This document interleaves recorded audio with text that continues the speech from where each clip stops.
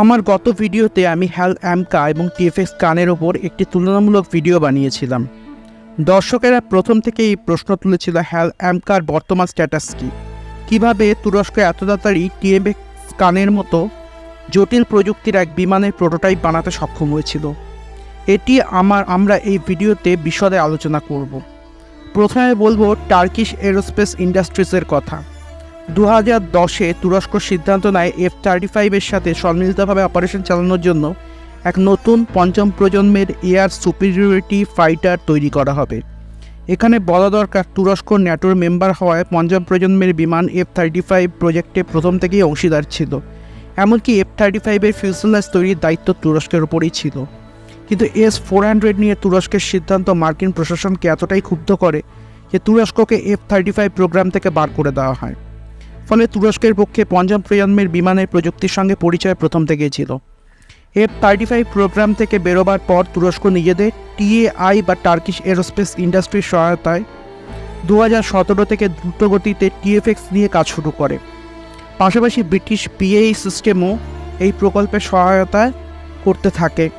এমনকি এতে ইঞ্জিন হিসেবে জেনারেল ইলেকট্রনিক্সের GE414 ইঞ্জিনও পাওয়ার ব্যবস্থা সম্ভব হয় তুরস্ক ন্যাটোর মেম্বার হওয়ায়।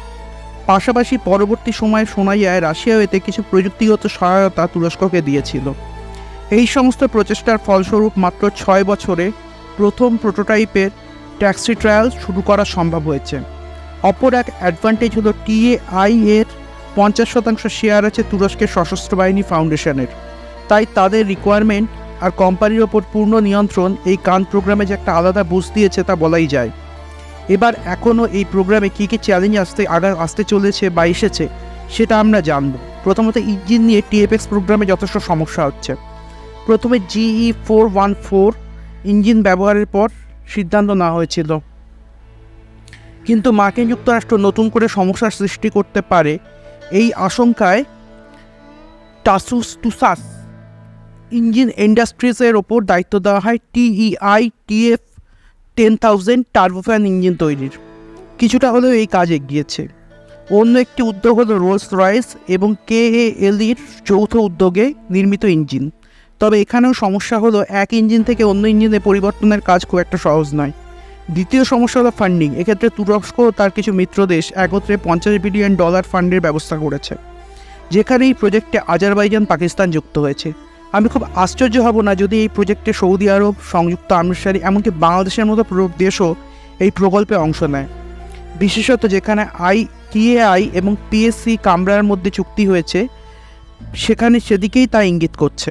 এভাবে চলে 2030 বা 2032-এ তুরস্ক এবং 2035-এ পাকিস্তানের বিমান বাহিনীর শক্তি TFX যে বাড়াবে তা বলাই বাহুল্য।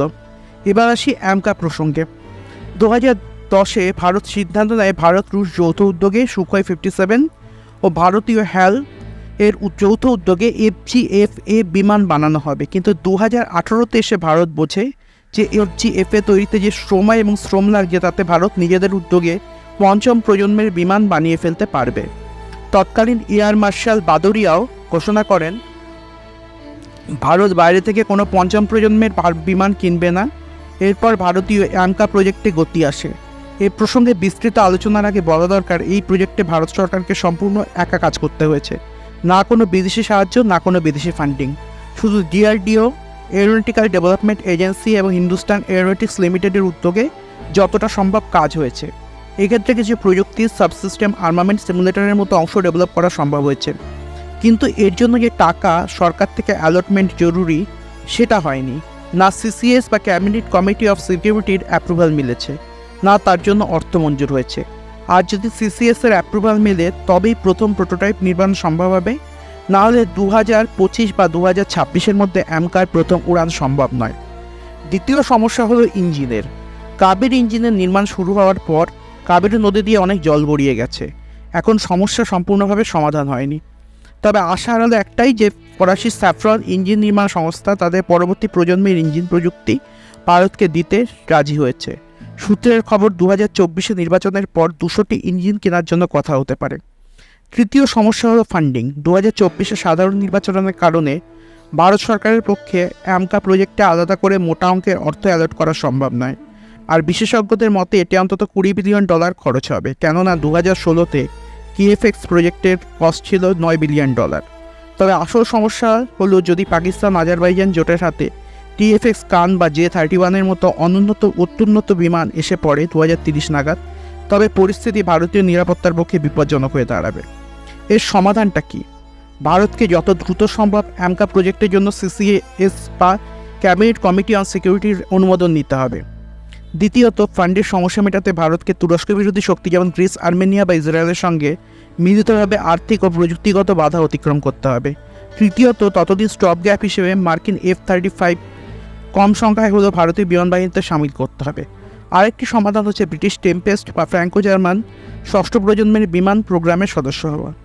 যাই হোক, এ বিষয়ে দ্রুত সিদ্ধান্ত গ্রহণ একান্তভাবে প্রয়োজন। এখানে আরও কয়েকটা কথা বলা দরকার। আমকার এবং আমকার বর্তমান প্রজেক্ট পরিস্থিতি সম্পর্কে দেশ তথা ভার্চুয়াল দুনিয়ার সমস্ত দেশপ্রেমী মানুষের কাছে বাস্তব ছবিটা তুলে ধরা একান্ত জরুরি। আমার এই প্রচেষ্টা যদি একজন দেশভক্ত নীতি নির্ধারকের দৃষ্টি আকর্ষণ করে, তবে তা আমার সাফল্য বলে মনে করব। সকলে ভালো থাকবেন। এ বিষয়ে আপনাদের কি মত কমেন্টে জানান। জয় হিন্দ।